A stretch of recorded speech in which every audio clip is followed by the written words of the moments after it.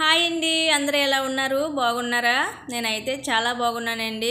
ఈరోజు అయితే సింపుల్గా చేసుకునే వామ్ రైస్ ఎలా తయారు చేసుకోవాలో చూపిస్తున్నాను. ఇదైతే 5 నిమిషాల్లో రెడీ అయిపోతుందండి. వామ్ అన్నం అనేది మనకి స్కూల్కి పిల్లలకి పెట్టడానికి కూడా సింపుల్గా చేసుకోవచ్చు. మనం ఉదయాన్నే లేచి చాలా హడావుడిగా చేసుకుంటూ ఉంటాం కదా, అలాంటి వాళ్ళు చాలా ఈజీగా చేసుకొని ప్రిపేర్ చేసుకోవచ్చు అండి. అంత సింపుల్గా అయిపోతుంది.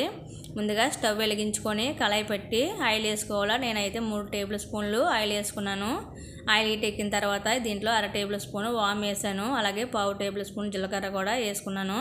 ఇక్కడైతే నేను వామ్ ఎక్కువగా తీసుకున్నానండి. ఇక్కడ మనం వామ్ రైస్ కదా చేస్తున్నాం, అందుకని కొంచెం వామ్ ఎక్కువగానే తీసుకోవాలా.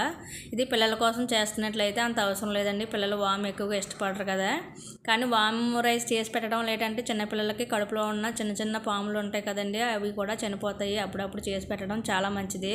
మనం కూడా తినడం చాలా మంచిదండి. వామ్ రైస్ అనేది వామ్ చాలా మంచిది. ఈ వాము ఇలా వేగిన తర్వాత దీంట్లో పొట్టు వలసిన ఎల్లుల్లిపాయలు చిన్న చిన్న ముక్కలుగా కట్ చేసుకొని వేసుకున్నాను. నేనైతే కొంచెం ఎక్కువగానే తీసుకున్నాను. ఇలా వెల్లుల్లిపాయలన్నీ ఇలా బాగా వేగిపోవాలి ఆయిల్లో. ఇలా వేగిపోయిన తర్వాత దీంట్లో ఒక 3-4 ఎండుమిర్చి ఇలా చిన్న చిన్న ముక్కలుగా కట్ చేసుకొని వేసుకోవాలా. ఎండుమిర్చి అనేవి నేను కొంచెం ఎక్కువగా తీసుకున్నాను, ఎందుకంటే ఇక్కడ మన కారం వాటి ఏమి యాడ్ చేయం కదా, అందువల్ల కొంచెం ఎక్కువగానే తీసుకున్నాను. దీంట్లో 2 రెమ్మలు కరివేపాకు వేసి, కరివేపాకు లైట్గా వేగిన తర్వాత దీంట్లో చిటికెడే పసుపు వేసుకోవాలా. చిటికెడు పసుపు వేసుకుంటే కలర్ బాగుంటుంది అనమాట. అందుకని కలర్ కోసమని నేను చిటికెడు పసుపు యాడ్ చేశాను. పసుపు వేసుకొని దీంట్లో ఇక్కడే సాల్ట్ కూడా యాడ్ చేసుకోవాలా, ఎందుకంటే మనం తర్వాత కలుపుకోవడానికి అవ్వదు కాబట్టి ముందుగానే ఇక్కడ ఎంత టేస్ట్ సరిపడగా సాల్ట్ కూడా యాడ్ చేసుకొని ఒకసారి కలుపుకున్న తర్వాత దీంట్లో మనం రైస్ తీసి రైస్ వేసుకోవడమే. నేనైతే 1 కప్పు రైస్ తీసుకున్నాను.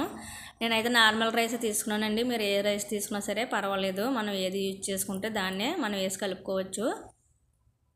అంతే. ఇలా మొత్తం అంతా కలిపేసుకున్న తర్వాత మనం పక్కకు తీసి సర్వ్ చేసుకోవడం అండి. చూసారా మనం పసుపు వేయడం వల్ల ఎంత కలర్ఫుల్గా ఉందో, చాలా బాగుంది కదా. చూడటానికి టేస్ట్ కూడా చాలా బాగుంటుంది. చాలా సింపుల్గా చేసుకోవచ్చు. మనకు 5 నిమిషాల్లో కూడా అయిపోతుంది. మన రైస్ రెడీగా ఉంటే 5 నిమిషాలు కూడా అవసరం లేదు, చాలా ఫాస్ట్గా చేసుకోవచ్చు. చూసారండి, అంతే. మనం ఈజీగా పిల్లలకి కట్టియవచ్చు. అలాగే మనం కూడా ఇంట్లో ఏ కూరగాయలు లేనప్పుడు మనం కూడా ఈజీగా చేసుకొని తినవచ్చండి. చాలా బాగుంటుంది టేస్ట్. వీడియో నచ్చినట్లయితే ఒక లైక్ చేయండి. అలాగే నా ఛానల్ ఎవరన్నా కొత్తగా చూస్తున్నట్లయితే సబ్స్క్రైబ్ చేసుకోండి. Thank you for watching.